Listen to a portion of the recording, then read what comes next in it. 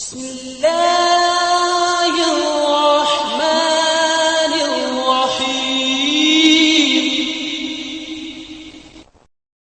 جب کوئی شخص فوت ہونے لگے تو اس کے پاس جو لوگ موجود ہیں ان کو کلمے کی تلقین کرنے کا حکم ہے، اور ان کو یہ بھی حکم ہے کہ وہ اس کی اچھی چیزیں اس کو بتائیں۔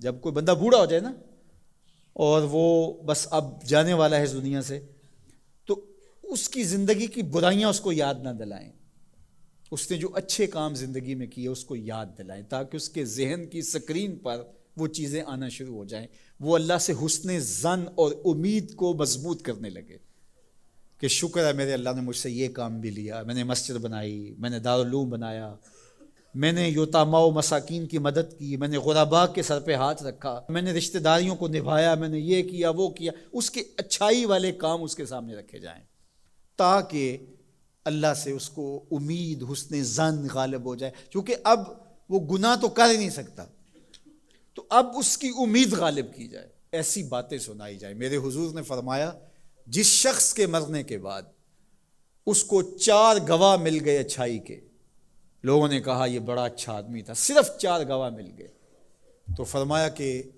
اللہ اس کو غفران و رحمت کے پردوں میں ڈھانپ لیتا ہے، اس کی بخشش و مغفرت ہو جاتی ہے، اس کو جنت عطا کر دی جاتی ہے۔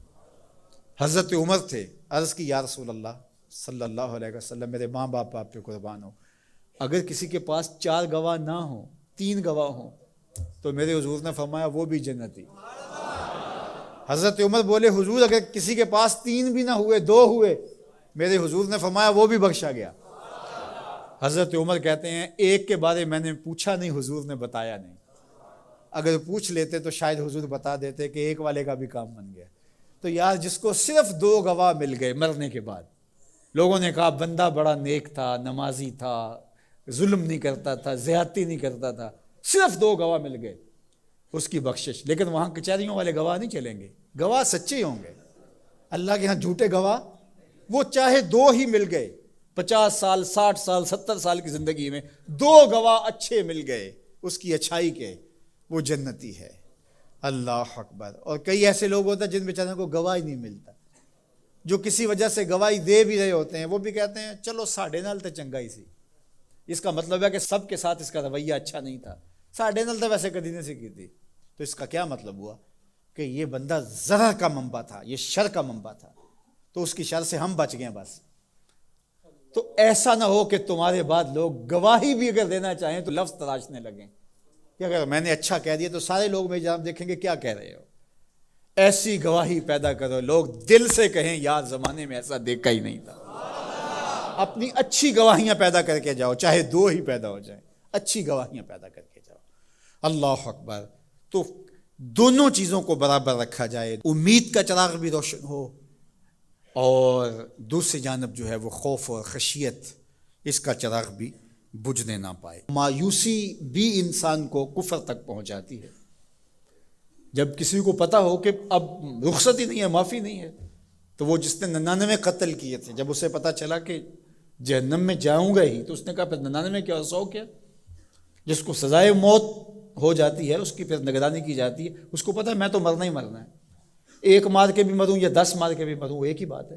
تو خوف اور امید دونوں ساتھ ساتھ ہوں کہ گرفت بھی ہو سکتی ہے، رخصت اور چھٹی اور معافی بھی ہو سکتی ہے، یہ زندگی کے اندر جو ہے وہ توازن چیز قائم رکھتی ہے۔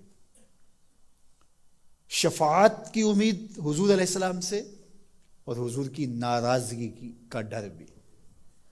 حضور سفارش کریں گے اور گناہ گاروں کی بخشش ہوگی، لیکن دوسری جانب یہ ڈر بھی کہ اگر حضور نے منہ پھیر لیا تو پھر کس در پہ جائیں گے۔ حضور نے ارشاد فرمایا جس نے میری سنت سے منہ موڑا میں اس کی شفاعت نہیں کروں گا، تو پھر کوئی سہارا کوئی آسرا رہے گا باقی؟ تو امید کا چراغ بھی روشن رہے، خوف بھی رہے، شفاعت کی امید بھی رہے، لیکن حضور کی ناراضگی کا ڈر بھی رہے، تو زندگی بھر جوانی میں بالخصوص خشیت غالب ہو اور آخری لمحات کے اندر امید غالب ہو۔